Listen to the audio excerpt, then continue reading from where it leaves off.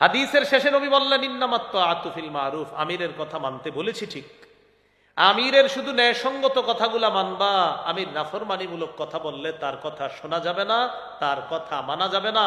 আমির যদি কোরআন সুন্নাহের অপব্যাখ্যা করে, আলেমরা যদি সেই অপব্যাখ্যা ধরিয়ে দেয়, ভাই 2-4 জন আলেম ভুল করতে পারে, লাখ লাখ আলেম ভুল করতে পারে না। লাখ লাখ আলেম যদি আমিরের ভুল ধরিয়ে দেয়, সেক্ষেত্রে আমিরের এই ভুলকে ভুল মেনে নেওয়াটা বুদ্ধিমানের কাজ হবে, এবং তার সঙ্গ ত্যাগ করে ওলামায়ে হযরতদের তত্ত্বাবধানে চলতে পারাটা এটা হবে বুদ্ধিমানের কাজ। আলেমদের কথাকে উপেক্ষা করা হবে হতভাগা হওয়ার লক্ষণ। এই জন্য সবাইকে বলবো, আল্লাহর হস্তে মেহেরবানি করে ওলামায়ে কেরামের কথা মানার চেষ্টা করবেন। ওলামায়ে কেরাম নবীর ওয়ারিস হিসাবে আপনাদের কাছে কোনটা পথভ্রষ্টতার রাস্তা আর কোনটা হেদায়েতের রাস্তা, কোনটা গোমরাহির রাস্তা, এটা স্পষ্ট করে দেয় আলেমরা। এই জন্য আপনারা তাদের কথাগুলা গ্রহণ করবেন। এই জন্য আমরা আলেমদের কথায় সাড়া দিয়ে আগামী, বলেন সবাই, আগামী 31 জানুয়ারি, 1-2 ফেব্রুয়ারি টঙ্গীর মাঠে উপস্থিত হব ইনশাআল্লাহ। নিষেধ করবে এই 4 গুণওয়ালা একজন শাসক আল্লাহর কাছে চাই। এখন আমরা দ্বিতীয় দোয়াটা করব, বলেন আল্লাহ বাংলাদেশে শরিয়া আইন দেখতে চাই। শরিয়া আইন চায় না তারা, বলেন সবাই, সবাই বলেন, শরিয়া আইন চায় না তারা কোনো না কোনো অপরাধে অপরাধী যারা। আল্লাহ আবার তো প্রশ্ন করলেন, হুজুর কোন আমল শ্রেষ্ঠ? নবী বললেন তুলুল কিয়াম, লম্বা সময় নামাজে দাঁড়িয়ে থাকা। কিলা ফাইয়ুস সাদাকাতি আফজালু ইয়া রাসূলুল্লাহ, কোন সদকা আল্লাহর কাছে সবচেয়ে শ্রেষ্ঠ?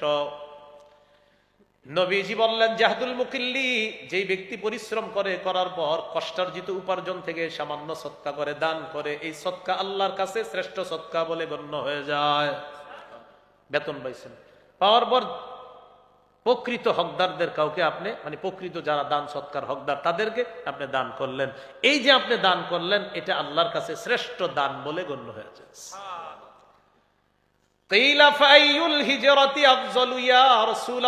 হুজুর আল্লাহর কাছে সবচেয়ে শ্রেষ্ঠ হিজরত কোনটি? নবীজি বললেন আল্লাহর কাছে শ্রেষ্ঠ হিজরত হলো মান হাজারা মা হারামাল্লাহু আলাইহি, আল্লাহ যা হারাম করেছেন এই হারাম থেকে বেঁচে থাকা, এটা আল্লাহর কাছে সবচেয়ে শ্রেষ্ঠ হিজরত বলে গণ্য হয়। কিলা ফাআইয়ুল জিহাদি আফজালু ইয়া রাসূলুল্লাহ, আল্লাহর কাছে সবচেয়ে শ্রেষ্ঠ জিহাদ কোনটি? নবীজি বললেন মান জাহাদাল মুশরিকিনা বিমালিহি ওয়া নাফসিহি, যে ব্যক্তি নিজের জান মাল নিয়ে আল্লাহর রাস্তায় লড়াই করে, এই জিহাদ আল্লাহর কাছে সর্বশ্রেষ্ঠ জিহাদ বলে গণ্য হয়ে যায়। এখানে একটা বিষয়, নারীদের জন্য সর্বোত্তম জিহাদ কোনটা? সহিহ বুখারীর বর্ণনা 1520 নম্বর হাদিস। আন আয়েশা উম্মুল মুমিনিন রাদিয়াল্লাহু তাআলা আনহা কুলতু ইয়া রাসূলুল্লাহ, ইয়া রাসূলুল্লাহ নারাল আমালা নারাল জিহাদ আফজালাল আমালি ইয়া রাসূলুল্লাহ আফালা নুজাহিদ। আম্মাজান বললেন ইয়া রাসূলুল্লাহ, আমরা দেখি জিহাদ হলো শ্রেষ্ঠ আমল, আমরা নারীরা কি জিহাদ করব না? নবীজি বললেন লা, না তোমরা সশস্ত্র জিহাদ করবা না। তাহলে হুজুর আমরা ফজিলত দরকার নাই? নবীজি বললেন তোমাদের জিহাদ হলো হাজ্জুন মাবরুরুন, হজ করবা, এই হজ তোমাদের জন্য সর্বোত্তম জিহাদ হয়ে যায়। নারীদের জিহাদ সর্বোত্তম জিহাদ হলো হজ করা। নারীদের সর্বোত্তম জিহাদ কোনটা ভাই? হজ করা। আল্লাহ কথাগুলা মনে রাখার তৌফিক দান করেন। হাদিস কিন্তু এটা শেষ হয়নি। কোনটা? ওই যে আবু দাউদের 1449। সর্বশেষ প্রশ্ন, ফাআইয়ুল কতলি আশরাফু ইয়া রাসূলুল্লাহ, আল্লাহর কাছে সবচেয়ে শ্রেষ্ঠ মহামর্যাদাপূর্ণ হত্যাকাণ্ড কোনটা, শাহাদাত কোনটা? নবীজি বললেন মান উহরিকা দামুহু ওয়া উকিরা জাওয়াদুহু, যেই মুজাহিদকে আল্লাহর রাস্তায় শহীদ করা হলো আর তার ঘোড়াটাকেও শহীদ করা হলো, এই মুজাহিদের শাহাদাত আল্লাহর কাছে শ্রেষ্ঠ শাহাদাত বলে গণ্য হয়ে যায়। তাহলে আমরা নতুন আলোচনায় চলে আসলাম, শাহাদাত। বলেন কি শাহাদাত? তাহলে জিহাদের ময়দান, জিহাদ আলোচনা করতে করতে আমরা চলে আসলাম শাহাদাত বা শহীদ হওয়া। এখন বলেন শহীদ হওয়ার নিয়ত আছে নি সবার? সবাই বলেন নিয়ত আছে? আচ্ছা, এই সিংহশ্রী এলাকার এক ব্যক্তি নিয়ত করছে সোহাগপুরের, আল্লাহ আমি তো সোহাগপুরের মানুষ, আপনি যদি কখনো সুযোগ করে দেন আমি শহীদ হব, আল্লাহ আমার পাক্কা নিয়ত, এরকম নিয়ত করছে। সহিহ মুসলিমের বর্ণনা 1909 নম্বর হাদিস, 1909 নম্বর হাদিস। قال رسول الله صلى الله عليه وسلم মান সাআলাল্লাহ আশ-শাহাদাতা বিসিদকিন বাল্লাগাহুল্লাহু মানাজিলাশ শুহাদাই ওয়া ইন মাতা আলা ফিরাশিহি।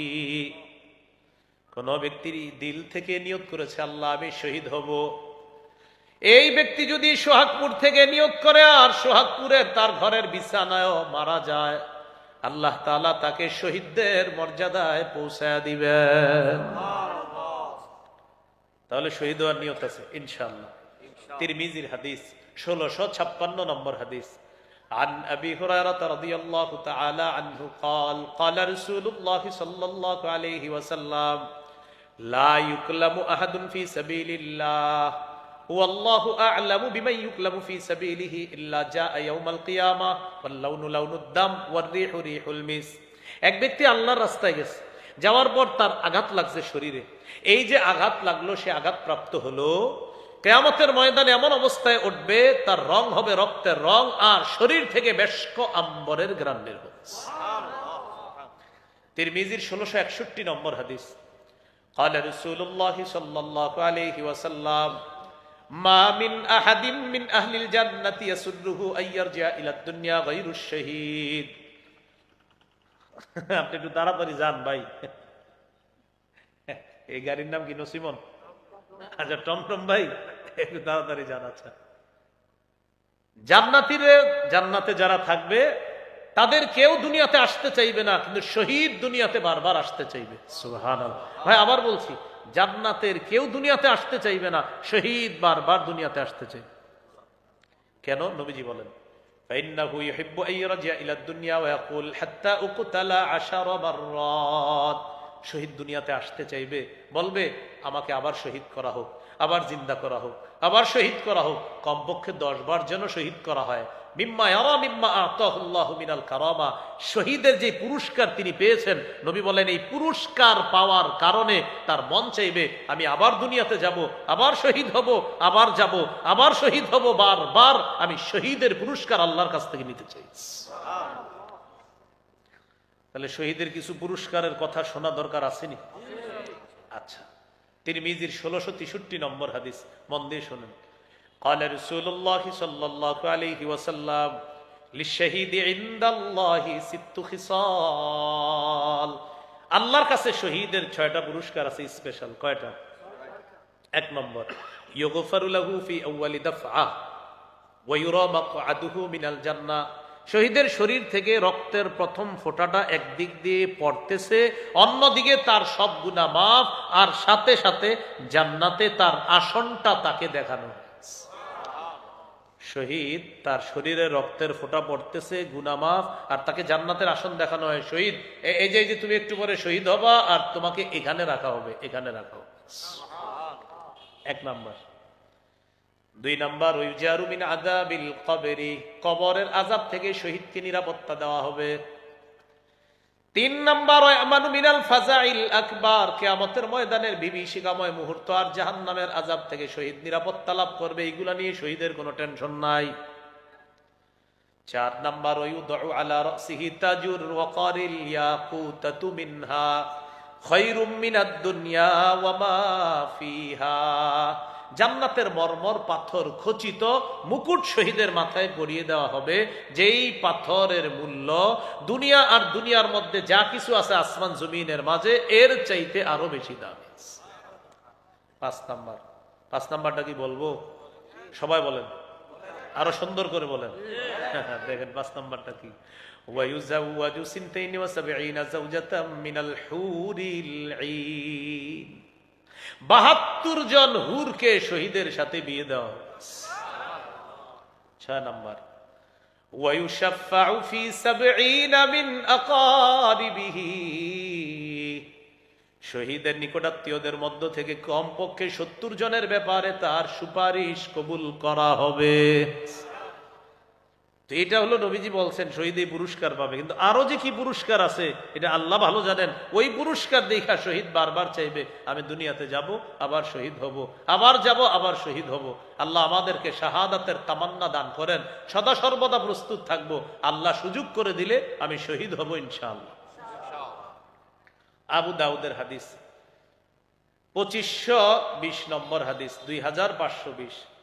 এই হাদিসের বর্ণনাকারী আব্দুল্লাহ ইবনে আব্বাস রাদিয়াল্লাহু তাআলা আনহুমা তিনি বলেন, ক্বালা রাসূলুল্লাহ সাল্লাল্লাহু আলাইহি ওয়াসাল্লাম লাম্মা উসিবা ইখওয়ানুকুম বিউহুদিন জাআলাল্লাহু আরওয়াহাহুম ফি জাওফি তায়রিন খুদরিন। উহুদের যুদ্ধে তোমাদের ভাইয়েরা শহীদ হওয়ার পর আল্লাহ তাআলা তাদের আত্মাগুলা সবুজ পাখির পেটের মধ্যে ঢুকিয়ে দিয়েছেন। উহুদের যুদ্ধে তোমাদের ভাইয়েরা শহীদ হয়েছে, তাদের আত্মাগুলা আল্লাহ সবুজ পাখির পেটের মধ্যে দিয়ে দিছে। তো পাখিরা কি করে? উড়ে বেড়ায়। তারিদু আনহারুল জান্নাতি ওয়া তাকুলু মিন সিমারিহা। এই পাখিগুলা ঝর্ণা সমূহের উপরে উড়ে বেড়ায়, ওয়া তাকুলু মিন সিমারিহা, আর জান্নাতের ফলমূল খেয়ে বেড়ায়। জান্নাতে উড়ে বেড়ায় আর জান্নাতের ফলমূল খেয়ে বেড়ায়। এবার দেখেন, ওয়া তাবি ইলা কানাদিলা মিন যাহাবিন মুআল্লাকাতিন ফি জিল্লিল আরশ। আরশের ছায়া তলে স্বর্ণ দ্বারা তৈরি করা ফানুস আছে, এই ফানুসের উপর গিয়ে ওই পাখিরা বসবে, বসে আপসের মধ্যে খুশ গল্প করবে শহীদরা। সুবহানাল্লাহ। তো শহীদদের গল্পগুলো একটু শোনা দরকার আছে না? তো দেখেন কি গল্প করে। ফালাম্মা ওয়াজাদু তিবা মাকালিহিম ওয়া মাশরাবিহিম ওয়া মাকিলিহিম। শহীদরা যখন তাদের মনোভূত খাবার পেল, পানীয় পেল, বাসস্থান পেল, তখন শহীদরা আপসের মধ্যে বলা বলি করে, মাইয়ুবাল্লিগু আন্না ইখওয়ানানা। আচ্ছা, আমাদেরকে যে আল্লাহর পক্ষ থেকে রিজিক দেওয়া হচ্ছে, আমাদের এই বিষয়টা, আমরা যে জীবিত আর আমাদেরকে রিজিক দেওয়া হয়, এটা দুনিয়ায় জীবিত ভাই যারা আছে তাদেরকে কে জানাবে? শহীদরা বসে বসে বলতেছে যে আমাদের দুনিয়ার ভাইদেরকে এই কথাগুলো কে পৌঁছায় দিবে? আল্লাহ তাআলা জবাব দেয়, উবাল্লিগুহুম আনকুম, আমি আল্লাহ তোমাদের বিষয়গুলা দুনিয়াতে জানায় দিচ্ছি। তখন আল্লাহ সূরা আলী ইমরানের 169 নম্বর আয়াত নাজিল করছে, 4 পারা 11 নম্বর পৃষ্ঠা, হাফিজি কুরআন মাজিদ অনুযায়ী সূরা আলী ইমরান 169 নম্বর আয়াত। আল্লাহ বলেন, ওয়ালা তাহসাবান্নাল্লাযীনা কুতিলু ফি সাবিলিল্লাহি আমওয়াতা। যারা আল্লাহর রাস্তায় শহীদ হয় তাদেরকে মৃত মনে করো না, বাল আহইয়াউন, বরং তারা জীবিত। ইনদা রাব্বিহিম ইউরযাকুন, তাদেরকে তাদের রবের কাছে রিজিকের ব্যবস্থা করা হয়, রিজিক দেওয়া হয়। ফারিহিনা বিমা আতাহুমুল্লাহু মিন ফাদলি। আল্লাহ তাদেরকে যে অনুগ্রহ দান করেছেন এটা নিয়ে শহীদরা উল্লাসিত, শহীদরা আনন্দিত। ওয়াস্তাবশিরুনা বিল্লাযীনা লাম ইয়ালহাকু বিহিম মিন খালফিহিম আল্লা খাউফুন আলাইহিম ওয়ালা হুম ইয়াহজানুন। শহীদরা আনন্দ উল্লাস করে এই ভেবে, এখনো তাদের সাথে দুনিয়ার যারা মিলিত হয় নাই তাদেরকে নিয়ে তারা গর্ববোধ করে যে দুনিয়ায় আমাদের জীবিত ভাই যারা আছে তারা শহীদ হবে আর আমাদের মতো এরকম নিয়ামত পাবে, তাদের কোনো ভয় নাই, তাদের কোনো চিন্তা নাই। আমাদেরকে নিয়ে শহীদরা গর্ববোধ করে যে আমাদের মতো যারা শহীদ হবে আমাদের ভাইয়ারা, তাদের কোনো ভয় নাই, তাদের কোনো চিন্তা নাই। এটা নিয়ে তারা আনন্দ উল্লাস করতে থাকে, তারা গর্ব করতে থাকে। তাহলে শহীদ হওয়ার নিয়ত আছে ইনশাআল্লাহ। তাহলে গেল জিহাদের ময়দান, জিহাদ, শহীদ। এখন একটা আমির দরকার। কি দরকার? আরে বলেন সবাই, আরো জোরে বলেন। এবার আমার সাথে বলেন, আল্লাহ বাংলাদেশে এমন একজন শাসক দেন, যে শাসক দেশ পরিচালনা করবে, পাশাপাশি বাতিলদের বিরুদ্ধে জিহাদেরও নেতৃত্ব দিবে, এমন একজন শাসক চাই। তাহলে দোয়া করতে পারবেন ইনশাআল্লাহ। বলেন সূরা হজ 41 নম্বর আয়াত। তো সূরা হজের 41 নম্বর আয়াতে শাসকের গুণাবলী কি হবে আল্লাহ বলছেন, খুব মন দিয়ে শুনেন। এই 4 গুণ সম্পন্ন শাসক আল্লাহর কাছে আমরা চাইব। আল্লাহ তাআলা বলেন, আল্লাযীনা ইম্মাক্কান্নাহুম ফিল আরদি আকামুস সালাহ ওয়া আতাউয যাকাতা ওয়া আমারু বিল মা'রুফি ওয়া নাহাউ আনিল মুনকার। আমি যাদেরকে শাসন ক্ষমতায় বসাই, দুনিয়ার শাসন ক্ষমতায় বসাই, তাদের 1 নাম্বার কাজ হলো আকামুস সালাহ, রাষ্ট্রীয়ভাবে নামাজ কায়েম করবে। রাষ্ট্রীয়ভাবে কি কায়েম করবে? নামাজ কায়েম করবে। আজকে কি সবাই আসার নামাজ পড়ছে? পড়ে নাই? পড়ছে সবাই? না, পড়ে নাই। রাষ্ট্রীয়ভাবে নামাজ কায়েম করবে। 2 নাম্বার ওয়া আতাউয যাকাত, রাষ্ট্রীয়ভাবে যাকাতের বিধান চালু করবে আর সুদ মুক্ত রাষ্ট্র করবে। অর্থনীতিতে যখন যাকাতের গুরুত্ব বাড়বে, সুদ অটোমেটিক বলবে যাকাত তুমি ভালো থাকো, আমি বিদায় নিই। কিন্তু যাকাতের বিধান চালু করবে রাষ্ট্রীয়ভাবে। 3 নাম্বার ওয়া আমারু বিল মা'রুফ, সৎ কাজের আদেশ করবে। 4 নাম্বার ওয়া নাহাউ আনিল মুনকার, অসৎ কাজ থেকে নিষেধ করবে। এই 4 গুণওয়ালা একজন শাসক আল্লাহর কাছে চাই। এখন আমরা দ্বিতীয় দোয়াটা করব, বলেন আল্লাহ বাংলাদেশে শরিয়া আইন দেখতে চাই।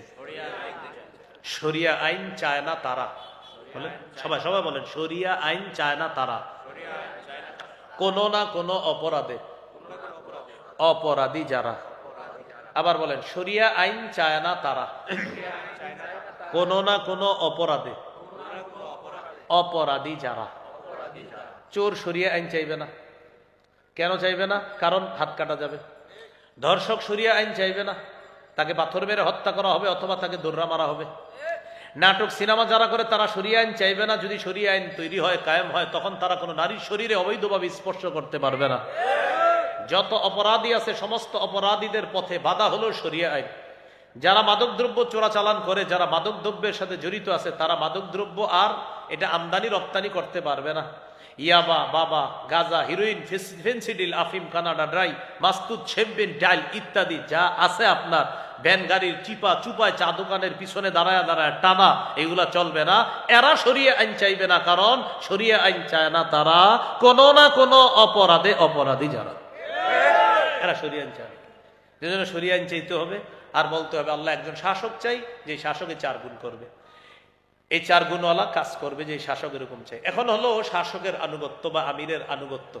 সূরা নিসার 59 নম্বর আয়াতে আল্লাহ বলেন, ইয়া আইয়ুহাল্লাযীনা আমানু আতিউল্লাহ ওয়া আতিউর রাসূলা ওয়া উলিল আমরি মিনকুম। মন দিয়ে শুনেন, এই জায়গাটা গুরুত্বপূর্ণ একটা কথা।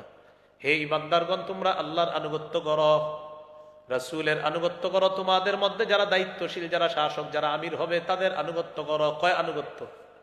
বলেন কয় আনুগত্য? এবার বলেন আল্লাহর আনুগত্য। বলেন নিঃশর্ত ভাবে করতে হবে। রাসূলের আনুগত্য আল্লাহর হুকুমে নিঃশর্ত ভাবে করতে হবে। আমিরের আনুগত্য, শাসকের আনুগত্য নিঃশর্ত ভাবে করা যাবে না। শাসক যদি গুনাহের কথা বলে, বলেন নাফরমানির কথা বলে, কোরআনের অপব্যাখ্যা করে, হাদিসের অপব্যাখ্যা করে, সে আমিরের, সেই শাসকের কথা শোনাও যাবে না, মানাও যাবে না। বুঝে আসছেনি সবার? আপনারা চুপ হয়ে গেলেন কি? বুঝে আসছে? আমি তো দলিল দিব। চুপ থাকার পরে আপনারা অনেকে মনে মনে করেন এটা কি কথা বললো। তো আমি যে হাদিসটা বলবো, হাদিসের গিয়ে জিজ্ঞাসা করেন, হুজুর আপনি হাদিসটা কেন বলে গেলেন? সহিহ বুখারী 7144 নম্বর হাদিস। রাসূলুল্লাহ সাল্লাল্লাহু আলাইহি সাল্লাম বলেন, আস-সামউ ওয়াত তাআতু আলাল মারইল মুসলিমি ফীমা আহাব্বা ওয়া কারিহা মা লাম ইউমার বিমাসিয়া ফাইযা উমিরা বিমাসিয়াতিন ফালা সামআ ওয়ালা তাআতা। রাসূলুল্লাহ সাল্লাল্লাহু আলাইহি সাল্লাম বলেন, মুসলমানদের উপর দায়িত্ব, কর্তব্য হলো শাসকের কথা মানা, আমিরের কথা মানা, ততক্ষণ যতক্ষণ নাফরমানিমূলক কথার হুকুম না হবে, কর্মের হুকুম না হবে। ফাইদা উমিরা বিমাসিয়া, যদি নাফরমানির হুকুম করা হয়, আদেশ করা হয়, ফালা সামআ, সেই আমির, সেই শাসকের কথা শোনা যাবে না, ওয়ালা তাআতা, তার ইতাআত করা যাবে না, তাকে মানা যাবে না। সহিহ বুখারীর বর্ণনা 4340 নম্বর হাদিস। এই হাদিসটি আমি আপনাদেরকে আবদার করব, রিকোয়েস্ট করব, সবাই মুখস্থ রাখবেন গল্পের মতো। আলী রাদিয়াল্লাহু তাআলা আনহুর বর্ণনা, বাআসান নবিয়্যু সাল্লাল্লাহু আলাইহি সাল্লাম সারিয়াতান ওয়াস্তা'মালা আলাইহিম রাজুলাম মিনাল আনসার ওয়া আমারাহুম আইয়ুতিউহু। নবীজি একটা বাহিনী জিহাদে প্রেরণ করলেন, একজন আনসারীকে আমির বানায়া দিলেন। সাহাবীদেরকে বললেন, আমির সাহেব যা বলবে সব শুনবা। আমি আবার বলছি, নবীজি একটা বাহিনীকে জিহাদে পাঠালেন, একজন আমির বানায়া দিলেন, আর বললেন আমির সাহেব যা বলবে সব শুনবা। আমির সাহেব সেনাবাহিনী নিয়ে রওনা করছে। ফাগাদিবা, রাগ করছে আমির সাহেবের, হঠাৎ রাগ উঠছে। রাগ ওঠার পর আমির সাহেব সেনাবাহিনীর সবাই বললেন, আলাইসা কদ আমারাকুম রাসূলুল্লাহ সাল্লাল্লাহু আলাইহি সাল্লাম আন তুতিউনি। আচ্ছা, নবী কি তোমাদেরকে বলে নাই আমার আনুগত্য করতে? সবাই বললেন বালা, জি, নবী বলেছেন আপনি আমাদেরকে যা বলবেন আমরা সব শুনবো, মানবো। আমির সাহেব বললেন, ইজমাউলি হাতবা, লাকড়ি সংগ্রহ করে নিয়ে আস। ফাজামাউ লাহু, সবাই লাকড়ি সংগ্রহ করে আনছে। এবার আমির সাহেব বললেন লাকড়িগুলা স্তূপ করো, করছে, করার পর বললেন আউকিদুহা নার, লাকড়ির স্তূপে আগুন লাগাও। এটা কোনো কল্প কাহিনী নয়, সহিহ বুখারী 4340 নম্বর হাদিস। মোট হাদিস সংখ্যা হবে 7563টা। কারো পকেটে যদি উস্তাদ থাকে এখনই খুইলা মিলান। রাসূলুল্লাহ সাল্লাল্লাহু আলাইহি সাল্লামের সাহাবী আমির সাহেব সেনাবাহিনীর সাহাবীদেরকে বললেন, নবী কি তোমাদেরকে বলে নাই আমি যা বলবো তা শুনবা? জি বলছে। তো আমার জন্য লাকড়ি সংগ্রহ করে নিয়ে আসো, আমার সামনে নিয়ে আসছে। স্তূপ করার পর নবীজি বললেন আগুন লাগাও। ফাউকাদুহা নার, লাকড়ির স্তূপে আগুন লাগাই দিচ্ছে। আগুন লাগানোর পর নবীজি বললেন উদখুলুহা, তোমরা সবাই আগুনে ঝাঁপ দাও। কি করো তোমরা সবাই? কোথায় ঝাঁপ দাও? ফাহাম্মু, সব সাহাবীরা রেডি হয়ে গেছে আমির সাহেবের কথা মানার জন্য। তারা মানসিকভাবে প্রস্তুত, আগুনে ঝাঁপ দিবে, রেডি। ঝাঁপ দেওয়ার আগে একজন আরেকজন এভাবে খোঁচায়, এভাবে খোঁচায়। ফাজা আলা ইউমসিকু বাদুম বাদ, এই আসলে ঝাঁপ দিব, আসলে ঝাঁপ দিব। ইউমসিকু বাদুহুম বাদ ইয়াকুলুনা, একজন আরেকজন এমন করে, আসলে কি ঝাঁপ দিব? কেন? ফারারনা মিনান নার ইলা রাসূলিল্লাহ সাল্লাল্লাহু আলাইহি সাল্লাম। আরে আমরা তো আগুন থেকে বাঁচার জন্য রাসূলুল্লাহ সাল্লাল্লাহু আলাইহি সাল্লামের কাছে আসছি, সেই নবী আমাদেরকে আগুনে ঝাঁপ দেওয়ার হুকুম মানতে বলবে, এটা কেমন জানি লাগতেছে, আসলে ঝাঁপ দিমু? তো ঝাঁপ দিবে কি দিবে না, আমিরের কথা মানবে কি মানবে না, এই করতে করতে হাত্তা খামাদাতিন নার, আগুন নিভে গেছে। সুবহানাল্লাহ। সাকানা গদবুহু, আমির সাহেবের রাগও ঠান্ডা হয়ে গেছে। আলহামদুলিল্লাহ বলেন। এরকম যদি একটা রাগ ঠান্ডার কথা শুনতাম, আমরা বলতাম আলহামদুলিল্লাহ। 10 বছর ধরে রাগটা ঠান্ডা হইল না। তো যাই হোক, আমির সাহেবের রাগ ঠান্ডা হয়ে গেছে। ঘটনাটা রাসূল সাল্লাল্লাহু আলাইহি সাল্লামের কাছে গেছে। হুজুর, এরকম আমির সাহেব হুকুম করছিলেন তাদেরকে আগুনে ঝাঁপ দেওয়ার জন্য। নবীজি বললেন তারপর? তারা তো রেডি হয়েছিল ঝাঁপ দিতে, তারপর? ঝাঁপ দেয় নাই। দিবে কি দিবে না এই টেনশন করতে করতে আর দেয় না। নবীজি বললেন লাউ দাখালুহা মা খারাজু মিনহা ইলা ইয়াউমিল কিয়ামা, আমিরের কথা শুই না তারা যদি সত্যি আগুনে ঝাঁপ দিত, কিয়ামত পর্যন্ত আগুন থেকে বের হতে পারতো না। হাদিসের শেষে নবী বললেন ইন্নামাত তাআতু ফিল মারুফ, আমিরের কথা মানতে বলেছি ঠিক, আমিরের শুধু ন্যায়সঙ্গত কথাগুলা মানবা। আমির নাফরমানিমূলক কথা বললে তার কথা শোনা যাবে না, তার কথা মানা যাবে না। আমির যদি কোরআন সুন্নাহের অপব্যাখ্যা করে, আলেমরা যদি সেই অপব্যাখ্যা ধরিয়ে দেয়, ভাই 2-4 জন আলেম ভুল করতে পারে, লাখ লাখ আলেম ভুল করতে পারে না।